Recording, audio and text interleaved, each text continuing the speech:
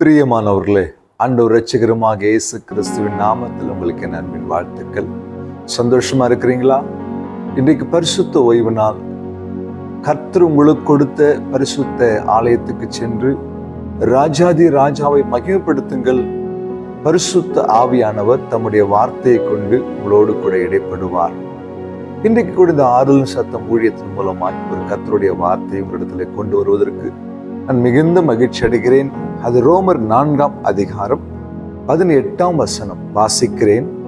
உன் சந்ததி இவ்வளவாய் இருக்கும் என்று சொல்லப்பட்டபடியே தான் அநேக ஜாதிகளுக்கு தகப்பனாவதை நம்புவதற்கு ஏதுவில்லாதிருந்தும் அதை நம்பிக்கையோடு விசுவாசித்தான். ஆபிரகாமை குறித்து இந்த பரிசுத்த வசனத்தில் எழுதப்பட்டிருக்கிறது. நம்புவதற்கு எதுவும் இல்லை, ஆனால் அதை நம்பினான். Not possible but possible.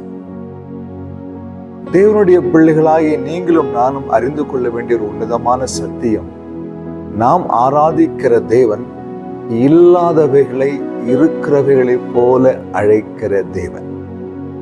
ஆம் தேவ பிள்ளையை, சூழ்நிலைகளை பார்த்து, நம்மை சுற்றி நடக்கிற காரியங்களை பார்த்து ஆண்டவரை நாம் ஒருபோதும் எடை போட முடியாது.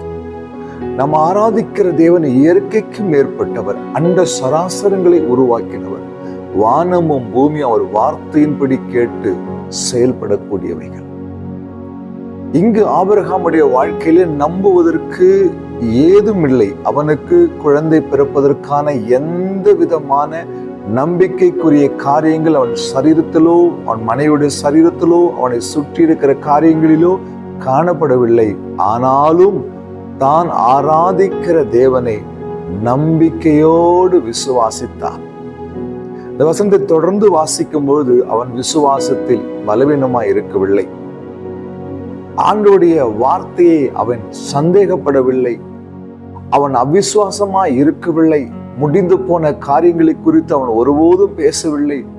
மாறாக கர்த்தரை மகிமைப்படுத்தினான் என்று வேதம் சொல்கிறது.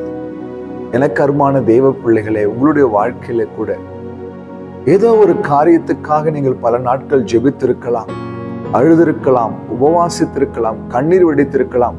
எனக்கு ஒரு குழந்தை செல்வம் இல்லையே, என் மகளுக்கு இன்னும் திருமணம் ஆகவில்லையே, எங்களுக்கு இன்று சொந்தமாய் ஒரு வீடு இல்லையே, இல்லை இந்த வியாதியிலிருந்து இத்தனை நாட்களாய் விடுதலை பெற முடியவில்லையே, ஒரு நல்ல வேலை கிடைக்கவில்லை. இப்படி ஏதோ ஒரு உங்களுடைய காரியங்களுக்காக, இல்லை என்றால் ஆவிக்குரிய காரியங்களுக்காக, எனக்கு ஆவிக்குரிய வரங்கள் தேவை ஆண்டவரே, உமக்காக வல்லமையாய் ஊழியம் செய்ய விரும்புகிறேன், நல்லாய் பாடுகிற அருமையான குரல் வளம் வேண்டும் ராஜா, இசைக்கருவிகளை வாசிக்கணும். இப்படி சிறியதா இருந்தாலும் பெரியதா இருந்தாலும் ஏதோ ஒரு காரியத்துக்காக நீங்க பல நாட்கள் ஜெபித்து கொண்டிருக்கலாம். ஆனால் நடக்கிற காரியங்களை சுற்றி பார்க்கும்போது நீங்கள் ஜெபிக்கிற காரியத்துக்கோ, ஆண்டவரிடத்தில் கேட்கிற காரியத்துக்கோ நடைபெறுவதற்கான எந்த சாத்தியக்கூறுகளும் இல்லாமல் இருக்கலாம். அதாவது நம்புவதற்கு சாத்தியமே இல்லாத ஒரு நிலைமையிலே இந்த வார்த்தையை நீங்கள் கேட்டுக்கொண்டிருக்கலாம். எல்லாம் முடிந்தது பாஸ்டர், இனி நாங்கள் எதுவும் செய்ய முடியாது, நோ சோர்ஸ், எல்லாமே எங்கள் வாழ்க்கையில் முடிந்து விட்டது, இனி எங்கள் நம்பிக்கைக்கு வழியே இல்லை என்று சொல்லி யோசனையோடு, கலக்கத்தோடு, கண்ணீரோடு கூட ஒருவேளை இந்த வார்த்தையை நீங்கள் கேட்டுக்கொண்டிருக்கலாம். இயேசு கிறிஸ்துவின் நாமத்தில் உங்களை பார்த்து சொல்லுகிறேன், நம்புவதற்கு ஏதும் இல்லாமல் இருந்த ஒரு சூழ்நிலையில கர்த்தரை நம்பின ஆபிரகாமுக்கு அவர் எல்லாம் முடிந்து போன, பொய்த்து போன, நடக்காது என்று நினைத்த நிலையிலே ஈசாக்கை கர்த்தர் கொடுத்தார். ஒரு கர்ப்பத்தை திறந்து ஒரு பிள்ளையை கொடுத்தார். உங்களுக்கு அவர் செய்ய மாட்டாரா?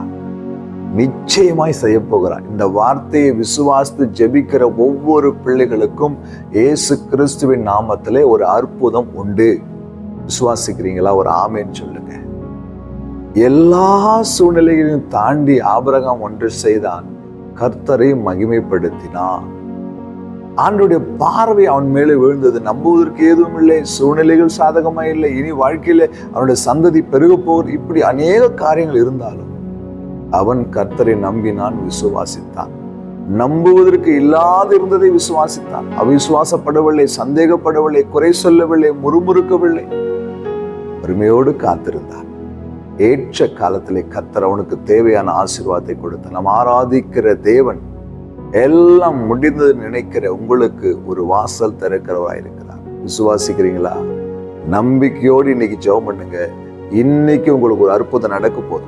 ஆமேன். இன்றைக்கு ஒரு அற்புதம். நீங்கள் ஜெபித்து முடித்த இந்த நாளிலிருந்து உங்களுக்கான அற்புதத்துக்கான வாசல் திறக்கப்படும். ஆபிரகாமுக்கு கர்த்தர் செய்தார் என்றால் அவருடைய பிள்ளைகளாகிய நமக்கும் அந்த அற்புதம் உண்டு. விசுவாசிக்கிறீங்களா? கண்களை மூடுங்க, ஜெபம் பண்ணலாம். அன்பும் இரக்கமுள்ள நல்ல ஆண்டவரே, இந்த வார்த்தைக்காக ஸ்தோத்திரம்.